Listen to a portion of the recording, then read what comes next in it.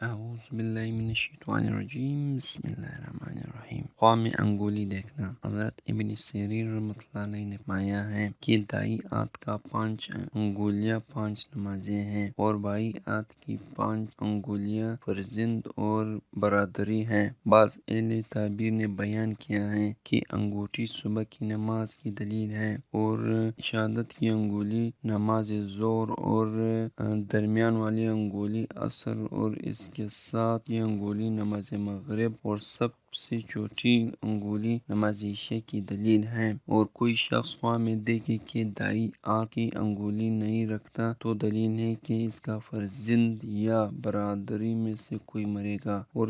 بعض کہتے ہیں کہ اس کی بھتیجے پر کوئی سخت مصیبت پڑے گی۔ حضرت کرام رحمۃ اللہ علیہ نے فرمایا ہے کہ کوئی شخص خواہ میں دیکھے کہ آت کی انگولی آپس میں ملی ہوئی نہیں ہے تو تنگ دستی کی دلیل ہے، اور اگر آپس میں ملی ہوئی ہے تو دلیل ہے کہ اس کی بھائیوں اور فرزندوں کا کام درست ہوگا، اور انگولیوں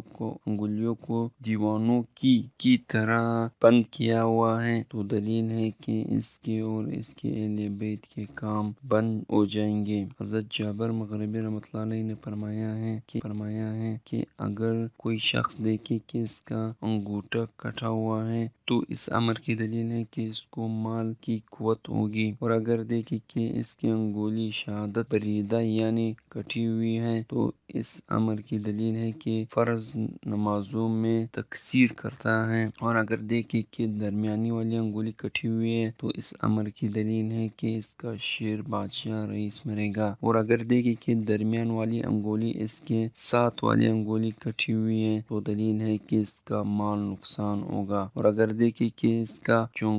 چنکا گیا یا کٹی ہوئی ہے تو اس امر کی دلیل ہے کہ اس کا فرزند یا برادری میں کوئی مرے گا۔